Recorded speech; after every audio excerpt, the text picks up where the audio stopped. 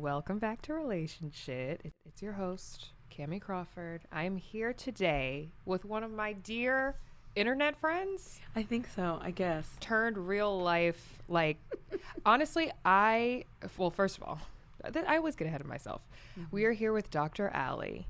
Hello. Life coach, relationship expert. You can see her on VH1, NBC, Love and Hip Hop, OWN, MTV. The list goes on and on. You have a long repertoire. I be in these streets. You be in these streets. I be in these streets. But Dr. Allie is somebody that I've been following for, 2 years now? Probably, yeah. And the advice that you give on relationships is amazing because it's real. It's not so clinical where people are like, what the fuck is she even talking about? Though you have a PhD. Yeah, but it's you gotta reach people. Right. Exactly. Exactly. How long have you known that relationships was going to be your expertise? That's an interesting question. It was one of those things I almost stumbled into it. Mm-hmm. I was my expertise was in trauma. I worked in health. I was at Kaiser and Cedars and doing all of this work. And then I started working with some adolescent girls. Right. You told me about this. And it was intense. Intense. And a lot of them would do so much better we call in milieu. So in the facility when they had a connection with their family. When their family was able to come in, and so the young girls who didn't really have that connection had so much more difficulties. Yeah. And so that's when it really clicked for me. And I was trauma, abandonment, abuse, all of these things are connected to attachment. Mm-hmm. And attachment is all about relationships. Yeah. And so that's where I need to be. How much do you think that kind of trickles over to, I feel like I know the answer to this, but how often does it trickle over to marriage and long-term relationships that people have with their significant others? Every time. Right. Your significant other becomes your new caregiver. So the issues that you had with your caregiver, and I say caregiver because it could be mom, dad, grandma, auntie, uncle, foster mother, a number of foster parents. It could be anybody who was a person or people that were figural and important in your life, especially when you were coming up. The relationships that you have with them, whether resolved or unresolved, get projected onto your partner. Oof. Especially if you haven't dealt with it. Oof. I know. It makes you think about it all differently. Well, yeah, I've talked about this on the podcast before, but I feel like there's no way to come into a relationship with zero baggage. I feel like everybody, you are born with zero baggage, and then the second that you're born, it's you start packing. Yeah. And you're literally packing. You start packing up all the shit. Oh, okay, family drama, daddy issues, throw that in there. I guess I just am trying to figure out, how can you kind of begin to unpack that? Other than therapy, just on your own, how can you begin to unpack that so that you don't carry that kind of trauma into every single relationship that you go through? Because it's not just the romantic ones. It'll go lead into your friendships. It leads into your work life. Exactly. Life is relationship. What do we do? One, we have to learn to unflinchingly look at ourselves and be okay with the parts of us that are vulnerable, the parts of us that are petty, the parts of us that are broken or seem broken, the parts of us that are strong, the parts of us that are resilient. We have to look at ourselves, because if you're not really sitting in this awareness of who I am, you're not gonna be able to fix anything if you're not aware. Right. I can't prepare for rain if I don't even know what clouds look like. Yeah. So you have to first look outside to know what to be ready for. And so we just have to turn inward. And so that's one of the things therapy can help with, right? Is that you have a person who's trained, who's in your space, who can help you do this investigating. Because for some of us, we do that investigation and it's so heavy that we fall into all these coping mechanisms that we've built and some of them might not be healthy. Yeah. And so now we're kind of spiraling because we've looked and it wasn't exactly what we wanted to see. Yeah. But that's one of the first steps is becoming aware and then doing the deep dive. And I'm a big fan of journaling, but we can get to that later. I did buy that 5-minute journal and I got to about day 3. I just forgot. I just simply forgot. It's 5 minutes of my time. No, I'm the same way. This ADHD, non-neurotypical brain. It's okay, I did that for 2 seconds. I'm healed, right? Yeah. I'm fine. I'm great. Done it. I read the affirmations. I'm great. I journaled a little. I did it all.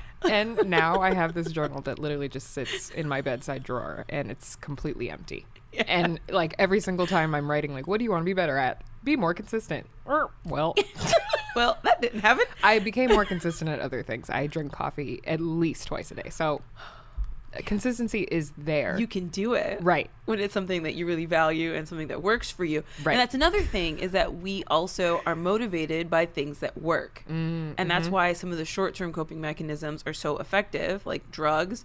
They work. Yeah. That's why people use them. But in the long term, they can really hurt you, right? Like in the short term, like a partner that like maybe like, you know, big ups you and is always saying really positive things, but then in a week is like attacking you and beating you down, but then you're waiting for those moments where they're big upping you. Like that can seem like a really great coping mechanism, but in the long term, you're getting more torn down than up. Yeah. And so it's about finding the things that motivate us in the short term and the long term. So maybe for you, the journal really isn't the thing. No. Maybe, you know what I'm saying? Like maybe that's not really not the coping mechanism for you. It's really not. It's really not. I want it to be though. Like I want to be the girl who wakes up and journals.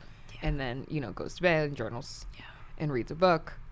It's not really like that. And I love the idea of journaling, but like I've noticed since the whole panty, I have like a pink glittery sparkle journal in my side table as well.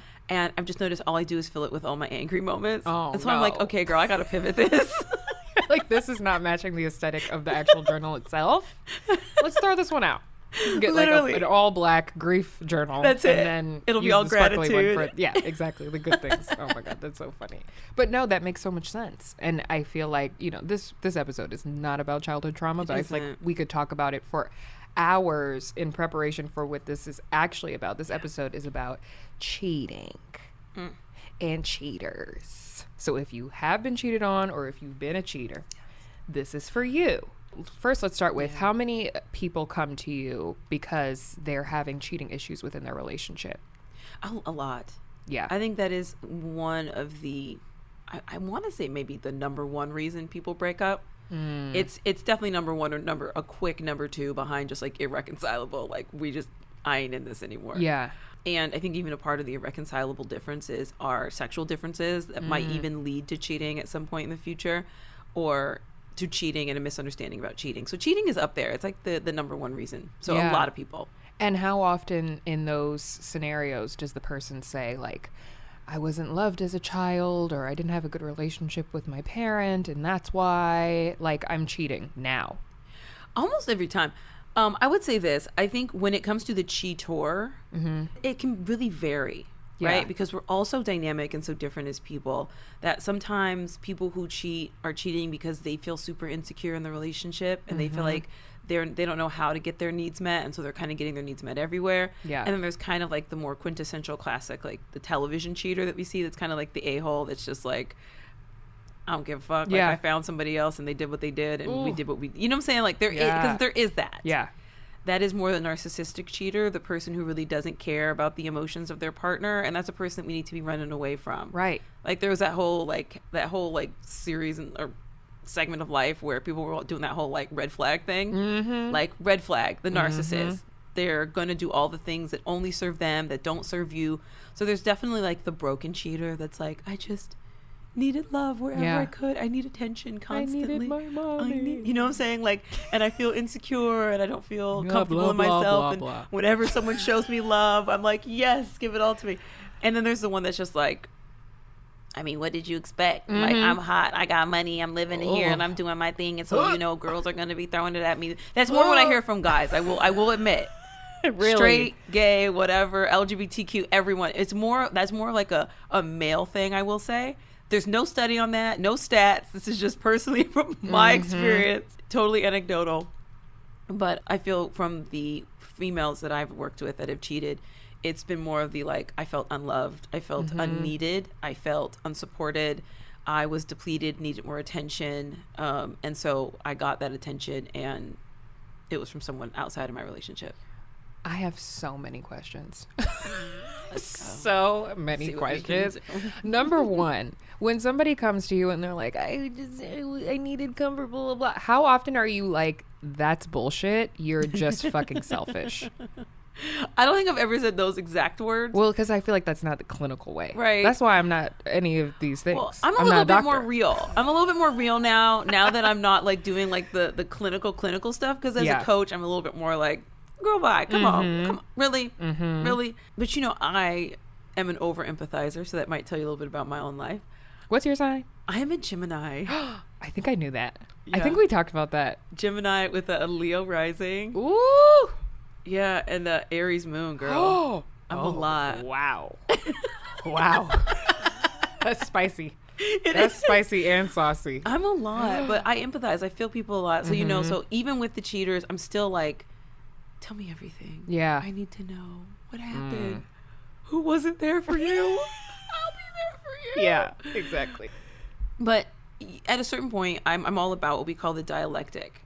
So about sitting with two opposing ideas that are very, very dissonant, but we can hold them at the same time. That you can be someone who is vulnerable and needs to be cared for, but also needs to be held accountable. Right. And has to acknowledge that your actions were shitty. I think I'm that. What's that called? What'd you say? The dialectic. I'm a dialectic. Yes. I think it's important to help people see the dialectic. So if someone comes to me and they're just beating themselves up for cheating, right, and that's all they're doing, I'm like, but you're also vulnerable. And you needed support and you needed love and you didn't have that when you were growing up and you're not used to, you know, this, you're not used to that. But if someone comes in and they're only making excuses for themselves and they're just like, oh, it couldn't be helped. It was inevitable.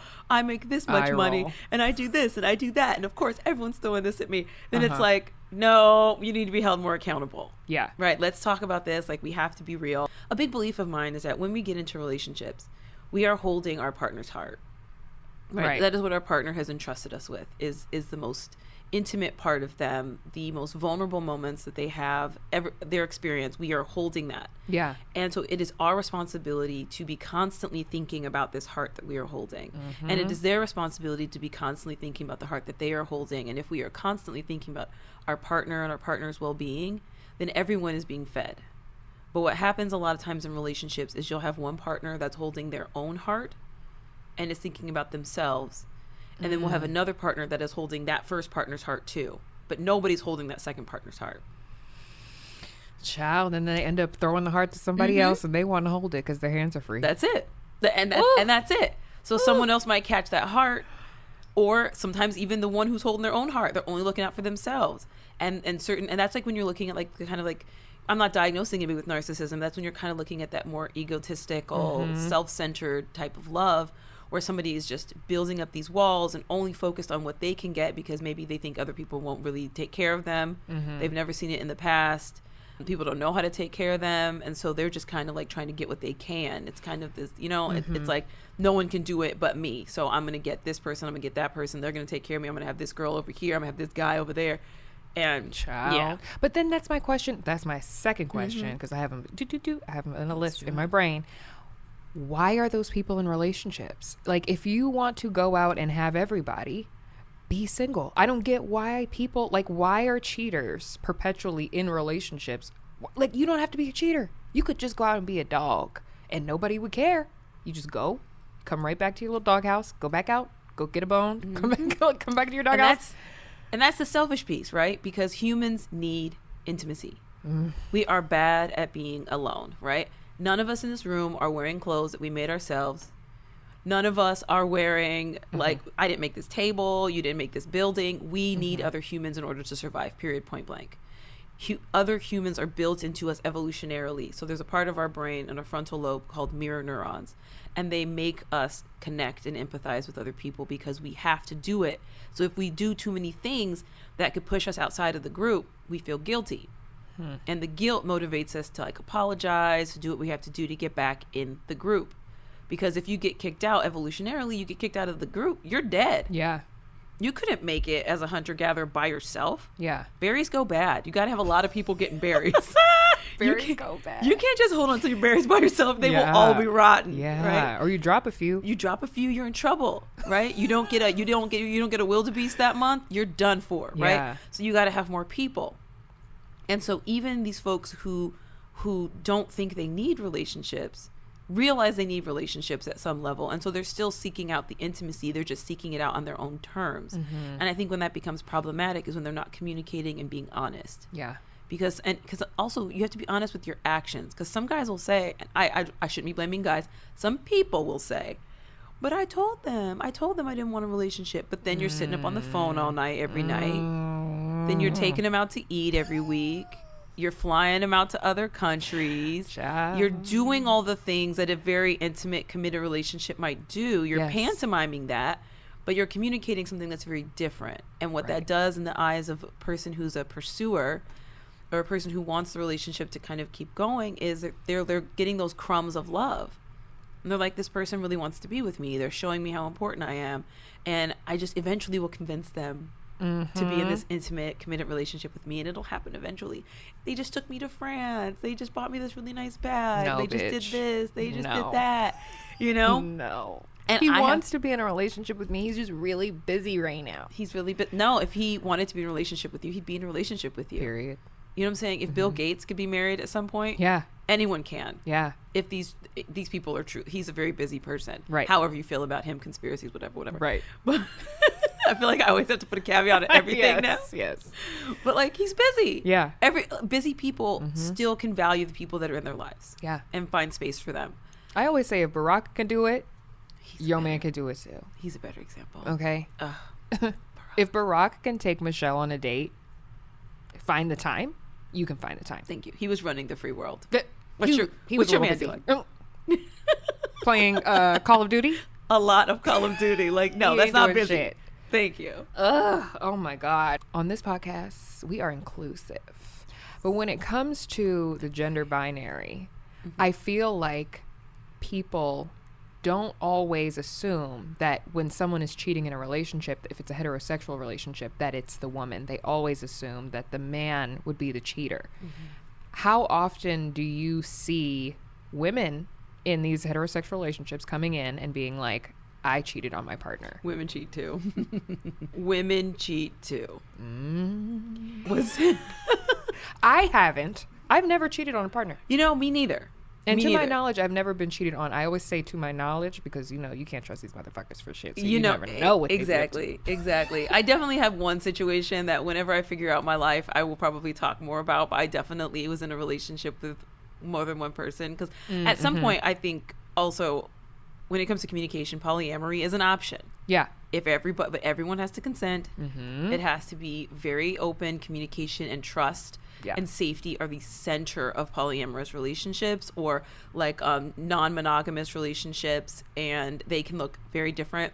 They are actually very notorious for not working out long term. But I think we also have to sometimes adjust our idea of what a relationship is going to be and how long it's going to last. Yeah.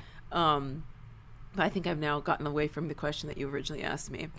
It was about women and cheating. Yes. They cheat. They cheat. So there was a study done actually in 2016, and I would love to see an update of it. But they were looking at, cheating and relationships and all of these things. And actually in the like late teens, early 20s, women were 1 point higher than men in cheating. Oh, you know what? I actually believe that. Because the amount of friends that I had in high school that were like, yeah, I cheated on this weekend. This college boy was in town and like we just hooked up. It was just like making out. It wasn't anything serious. Like, I hope he takes me back. Literally, it was like 11% to 10%. Like guys were 10% cheaters, women were like 11%. Ooh. And then from there on out, it's like women are less likely to cheat by a good margin. I don't remember the exact stats. And then it like explodes when we hit 50. Yeah. Men all of a sudden really take the lead in cheating. And then it widens even more after 60. Oh, man. You know what? I feel like a lot of people, because we did some polls on our Instagram. Okay, we love a poll. The kind you dance on and the kind that we give through Instagram stories. Listen, these pole dancing classes, I felt like it got des. Yeah, exactly. Exactly. Like, we support all polls here, my God. Especially the ones that you vote in. Oh, especially very important. If they brought the other polls to those polls, everyone would be voting. Did you see that Atlanta strippers like their poll thing for the presidential election? First of all, no. Oh, incredible! I have to send you the link. We need to be doing this everywhere. They were like, get to the polls, and they were shaking that ass, and they looked incredible. I support it. Okay, so the first poll that we did was, have you ever cheated on a romantic partner? 74% said no, but 26% said yes. But then when we asked, have you ever been cheated on by a romantic partner, 70% said yes, 30% said no. Then we asked about the excuses that were given to them as to why the partner cheated or why they cheated. Yeah, we get. I would love to hear. I can't wait to hear these. We get down to the nitty gritty on this podcast, okay? First person said they never admitted to it. The girl told me. Damn. Someone said that their partner said, you let yourself go. Absolutely not. You were out of town. You weren't affectionate enough. I love you, but I love her too. Is that possible? Do you think that someone can love two people at the same time equally? I mean, I think that you probably can, because you look at parents who have multiple children. That's true. I think we can, but are you truly loving someone if you're lying to them and sneaking around behind their back? Is that truly loving? So I would like to say they probably were lusting after two different people, because love involves communication, openness, vulnerability, and giving a person a choice, right? You would give that person a choice to be in a relationship with you and someone else. You wouldn't sneak around if you really love them. So like, I'm kind of calling bullshit on that. Period. Yeah. Love that. Somebody said excuse, question mark, with a bunch of laughing emojis. There was no excuse, man. A lot of people said none. Someone said they blamed it on being drunk. Someone said I never got caught. So they never had to give an excuse. Yeah. Wow. That's wild. It's a woman.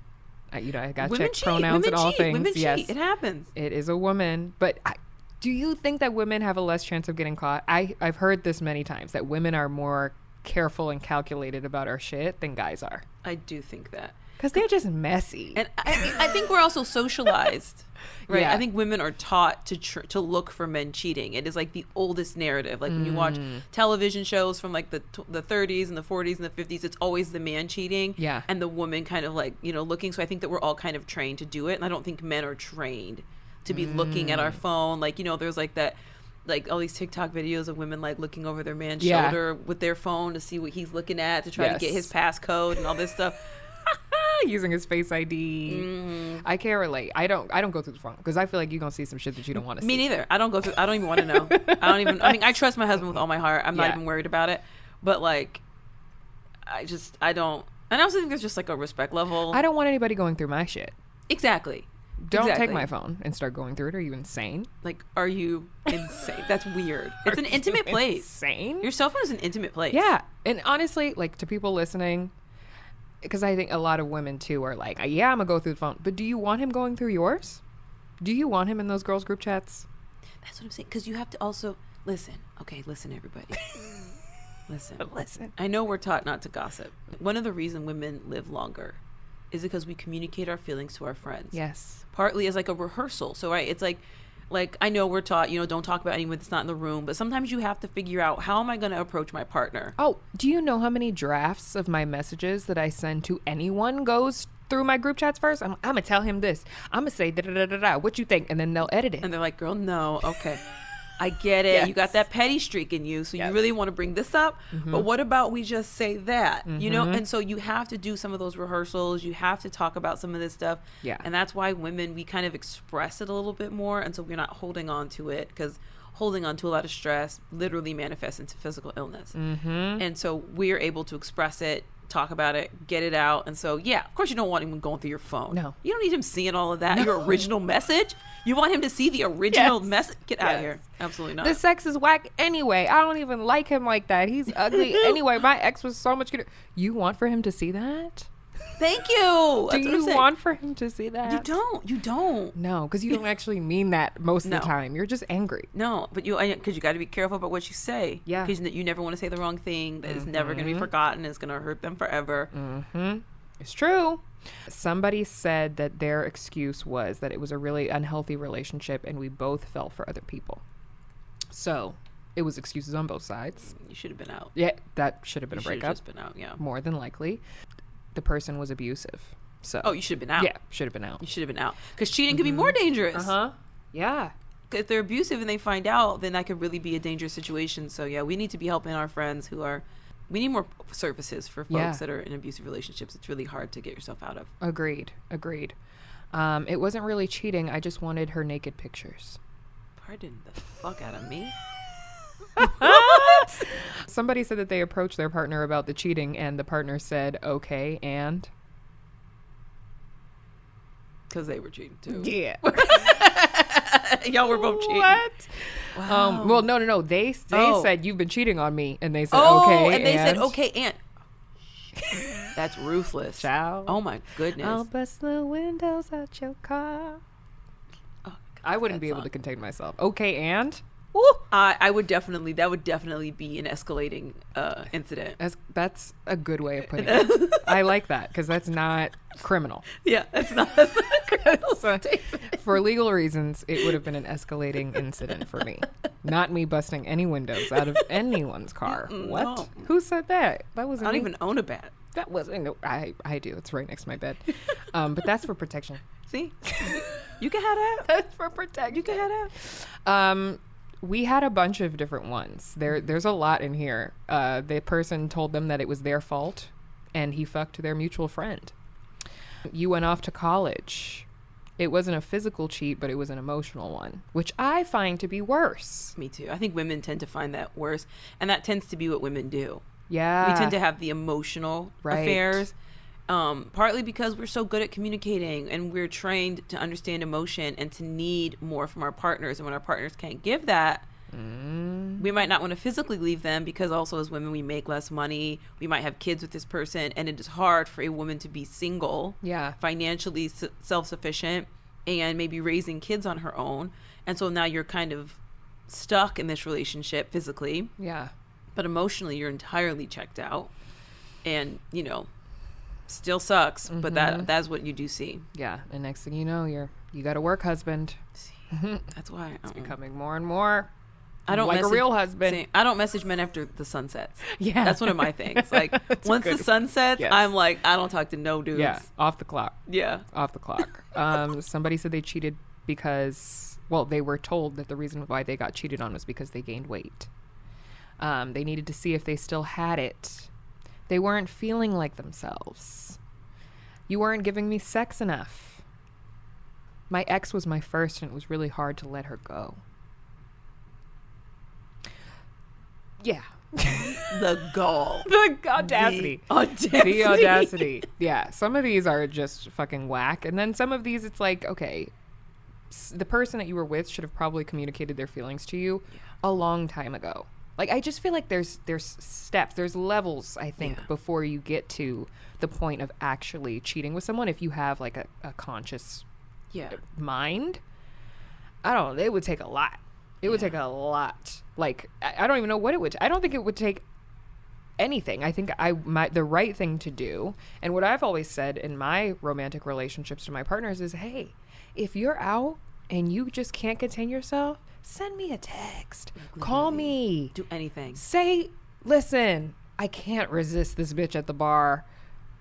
Break up with me. Just break up with me. Just break up with or me. include me. Maybe we all want to. Maybe I can't. Maybe I can't resist that girl at the bar either. Who Let me knows? see. Let's just talk. Let me see. Send me a picture. Let me see. No. I know. But I'm saying, like, communication, openness. Like you're saying, give me a choice. Exactly. Right. Give me an option, because you never know what I'm going to say. Yeah. You never know. It could be a good time. It could be a good time for all. Not for me, though. That is the number one. You're like, that ain't mine. Not That for is me. the number one fantasy in the United States, is a threesome. Really? Number one sexual I fantasy. am too territorial for that shit. Yeah. But a lot of people don't do it, but they Right. want it. I've always said I'm the type to like be down up until the point of you're touching on my man, and now it's an escalating incident. What? Is this, Wait a minute. This is really how? I didn't agree to this. They're like, but you did. No, I did not. I did not. I didn't think this would actually happen. Like in my eye line. That wasn't me. It was Casamigos. I did not agree. Casamigos. That is who agreed with you. Not agree. Not me. No. Yeah. Well, Yeah. we got a bunch of actual written Oh my God. statements looking for advice. There's so many different stories. I couldn't believe how many stories, and especially from a lot of like young people, which you said that like teenagers, Early, that's when they're doing it. That's when it's happening. Okay, so this first one, I'm gonna leave the names out even though they included them in. I need advice. I'm so lost. I've been married for a little over a year to a man I've been with for almost 9 years. His name is blank, and our relationship has always had its ups and downs, and we were on and off in the beginning. He had a stroke at 24 years old. Luckily, he made a full recovery, but it fully changed him and gave him this attitude that is hard to deal with sometimes. I trained a new hire at my job years ago named blank, and we were instantly attracted and drawn to each other and became he became a good friend of mine really fast. If I hadn't been with blank at the time, I would have wanted to be with this other guy. We were still really flirty with each other and talked all the time. We ended up having a falling out a few years ago and didn't talk for a while, but he never really left my mind at all. We reconnected after some time, and it was like nothing had really changed. I ended up being pregnant and engaged and eventually married. And through all of that, the new hire was always really supportive, even though I'm sure it hurt him because he still wants to be with me. It just shows the kind of person that he is. With us being older, we've had a lot more conversations about feelings for one another, and I just can't help but think I'm supposed to be with him. I'll admit that I'm having an emotional affair with him, and when my husband went away for a bachelor party, I had plans to go see blank, but he had a death in the family, so I wasn't able to see him, which killed me. Child, that was probably a blessing in The universe was protecting you. Mm-hmm. I haven't cheated yet in that way, but honestly, I want to. And it's because with my current partner right now, I feel alone, and we've had many talks about what I need in a relationship over the years, and nothing has changed. It's almost like I just settled when all I really want is this other guy. I don't know what to do anymore, and it's more complicated than ever before. Yeah. My heart goes out to them a lot, particularly because their partner had a stroke. Yeah. And that's something that can change a person. I mean, depending upon where it is, frontal lobe damage can change a person's personality drastically. Drastically. And it's not their fault. It's not their fault. Yeah. But you're now having to deal with it. Yeah. And, and who knows if their personality now is aggressive or incapable of really understanding some of the deepness of your experiences or your emotions, or makes it difficult to empathize with you, which are things that you need in your relationship. And what I would empower her to do is to figure out if she can get a therapist to sit down with her husband and herself and see if they can work through it. And she'd be really honest about his personality changes impacting her, to see if she can improve that relationship, to bring in some of the emotional support that she's getting from this other partner. Yeah. And this other, potential like work husband kind of situation. If she can try to let her husband know, her partner know, these are the things that I really feel like I am lacking. Because that's one thing that an emotional affair can do, is it can highlight the areas that are missing in your own relationship. It can really show you that, okay, there's some non-physical things, because sex is great, but it ain't everything. Yeah. Most of your relationship is spent not fucking. Yeah. Facts. Facts, right? Facts, like, especially if you've been together for a while. Isn't that like, people think like, oh my God, you're so lucky. If you're in a long-term relationship, you're probably having sex every single day. What? Even if you did, you're still doing other things more. Yeah, exactly. Right? Like arguing over toilet paper tissue. You know what I'm saying? Grocery shopping. Like, I mean, how long can you fuck every day? No, there are some people. There are, but still, like, come on, you got to work. Not me though. No, you gotta work and live your life. But like, and so the emotional piece is important, and she does need to like really honor herself in that she's managed to not get too far with this other man. Yeah. That the universe, God, Allah, whoever is on her side was on her side that day. And unfortunately there was a tragedy in his family, which obviously we don't wish on anybody. Yeah. But definitely kept her from possibly making a very real mistake. And then we also have to keep in mind, the 80-20 principle, that when you're in an unhappy relationship, anything looks like sunshine. That does not necessarily mean that this other person would be a better partner for you. They're just filling the void in your marriage. That is the realest thing. That is so true. That is so true. Because when you hear stories of people who are in these situations, especially emotional affairs, but even the physical ones too, it's like, okay, I'm not getting this over here, but this person is telling me all those things. But then there's a lot of shit that they're not doing either. Because they don't have to. But it's just that one thing. I watch a lot of Oprah specials. And I watch a lot of like, when she's like, all the men in the room today have cheated, and it's like 500 men in like a big conference room, and she's like, if you've cheated, raise your hand. And they all raise their hand. I'm like, what the fuck? But it's always the same thing. I wasn't getting this and the excitement of this because I was getting that one thing that I was missing over here. I'm getting it over here.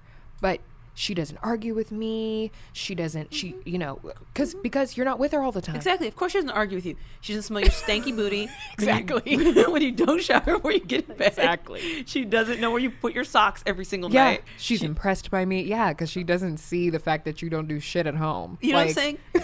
She doesn't see it all. Yeah. And then and it's also partly thinking about what your partner is doing. Mm-hmm. Right? Especially if you're in a healthy relationship, right? If you're not being abused, if your partner's not speaking down to you, if they're just maybe too boring today, or you've gotten used to them, or everyone's put on weight, pandemic. Listen, I tried to squeeze into these pants and had a panic attack on the way here. I was like, to call out my husband, I was like, why is this happening to me? Stop. Oh my God. First of all, you look great. I haven't been wearing pants with buttons for a while.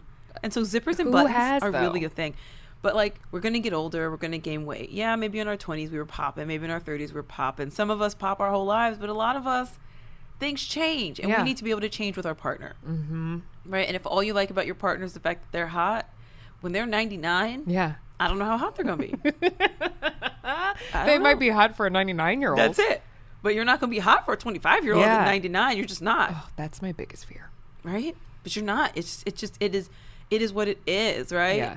And I mean, there's work that we can do, but like we have to, at some point, like I always talk about, like diversifying our self-esteem, and we have to find multiple pieces of ourselves that we love that we can carry throughout our lives. Because if it's only one thing, especially one thing like looks or weight, you pop out 2 kids, your weight's different. Yeah. It's different. Your body just is, it's shaped different. It's put together different.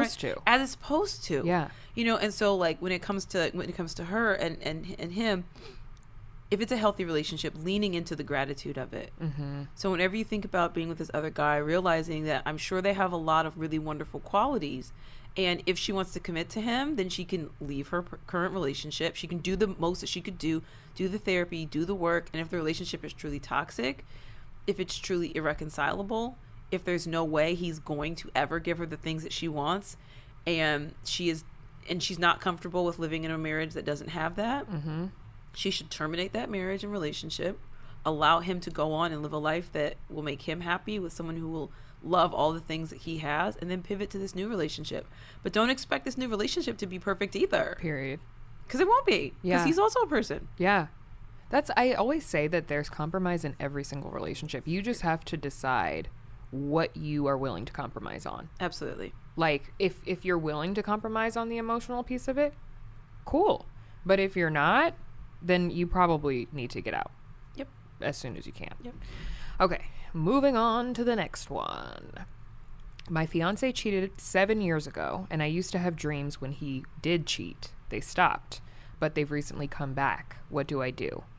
Maybe to someone they're just dreams, but I feel like I have that extra sense. So my first initial thought about this, because obviously, I mean, absolutely, I think there are people who are very intuitively connected and can maybe sense things in their waking life. Yeah. Because there's something about our conscious mind that also tries to tamp down some of our fears and some of the things we might be seeing. We can only pay attention to so many things, right? Yeah. And so our conscious mind might try to push away certain realities, and when we're sleeping, we're living fully in our unconscious where there's nothing but possibilities. And so something that she saw throughout the day, something she saw throughout the week can absolutely be emerging in those dreams. And it's like, oh, this motherfucker cheating again. Yeah. Right? Or it can also be trauma. Right. Because one symptom of trauma is nightmares, especially nightmares about the thing that was difficult. And we don't like to think about trauma as like all the things that are actually traumatic. There's trauma with a big T, which is like rape, assault, the death of a loved one, or a near death of yourself, like something really physically damaging. But there's trauma with a little T, which is losing a job, divorce, being cheated on, even sometimes moving because you don't want to, or sometimes even having kids can be traumatic for some people. And so she experienced a trauma with a little T. And so the dreams coming back might be a reflection of the fact that she hasn't fully worked through some of her trauma and might need to get into some individual therapy to really work through how it is she feels about it. Maybe she kind of pushed it to the side a little bit, and now it's rearing its head because there's something that he did that she's unconsciously tapping into. Yeah. That is making her feel kind of like this is happening again. Yeah. So no matter what, I would have her look into some individual work and not too quickly like just confront him and be like like that story about the girl who's like, I dream you were cheating. Yes. I don't know if we can do this anymore. Yes. But it's like, and he's like, what? I don't like what you did in my dream last night. But he actually did cheat, right? Yeah. Yeah. So very few people stay in relationships after someone cheated. Well, what do you say to that? Like, how do you feel about if you do accept the fact that somebody's cheated on you and you do decide to carry on that relationship? Because I think we did another poll. We love a poll. And we asked people, did the relationship last after the cheating? 85% said no. So for the 15% that said yes, that it did survive. That's exactly what the bigger stats say. Really? 15%. 15.6% stay in the relationship. Or we're currently in the relationship during the stat. So y'all stats are legit. All of our followers. Look at that. Y'all wow. shit is good. Look at y'all. I'm so proud of y'all. What about for those 15% then? Like, can you even bring up the cheating after it's done if you've already accepted your partner to move forward in that relationship? I think that's hard, right? It's like, because you want to be able to allow for forgiveness. Yeah. Because that's a huge part of kind of this dynamic post-cheat or post any type of offense, right? But it's all about why. Why am I feeling this? Is it because some of these things are coming up again that are making me feel like you're cheating? Mm-hmm. Because then that could be a conversation with your partner and be like, okay, I don't want to bring up the cheating, but I want to let you know how I'm feeling right now. Mm-hmm. I've been having dreams about it. I've been concerned and worried. You came home really late last night. You didn't really have an explanation. And it's just kind of re-traumatizing me, and it's taking me back to a bad place. Is there anything you can do to reassure me? Because forgiveness isn't necessarily the only goal, right? You forgive because your partner who aggressed against you has done everything in their power to make you feel safe again. Mm-hmm. Right? That has to happen first. Right. You have to feel safe. The trust and the safety have to come back into the relationship, and that's the responsibility of the person who cheated. And so then hopefully after the work that you've done, they would be open to you bringing up again, like, okay, I'm not trying to bring up the cheating per se. Right. But I'm, for some reason, feeling very uncomfortable again. Can we talk about this? Can we set an appointment with our couples therapist or something to address the way that I'm feeling right now, so we can honor that part of myself so I can move through it again? Yeah. Because even, like I think the Bible actually had a pretty great statement when it comes to forgiveness, 70 times 7. We don't forgive somebody once. We do forgive over and over and over again. Every time that thing comes up in our mind, we are engaging in the act of forgiveness all over again. Mm-hmm. And so forgiveness isn't easy. And it does involve the other person. Sometimes you do have to bring it up. Like, okay, you stayed out a little too late. It's kind of reminding me that last time I had to forgive you. Yeah. Can you help me out? Yeah. I'm trying to do this. And the partner you don't want is the one that's like, I already said sorry. How many times do I have to apologize? But I feel like it can get to that point too for the other person who did cheat, where they're like, I'm doing everything in my power to prove to you that I'm willing to be committed now. Yeah. And it's like you gotta be a strong ass bitch. You do. Or whoever. Yeah. And that's why a lot of those relationships don't work. Yeah. I'm not that strong. I'm sorry. Because every time I'm gonna be like, oh, hold on now. Where are you going? What are you typing? Who is that? Who the fuck is she? Why did the postman just wave at you? What's going on? Exactly. What's going on? Exactly. It's to the 15% that can hold on, Godspeed. And, I hope that you're not in a relationship with somebody that is, negating those feelings that you could still have. But definitely you recommend couples therapy as like for sure if you've been dealing with something like that. What about for people who can't afford couples therapy? There's cerebral. Is it called Cerebral? There's like all these apps now. Yeah. You can get like all kinds of like talk space. Like I don't know who your ads are with. Yeah. Talkspace. Talkspace. Everyone go to Talkspace. Yes. Because no, they're legit. They're actually really, really legit. Yeah. They have so many types of different levels of therapists, like different specialties. So there are options to get people who are affordable, because you do want someone who's a professional.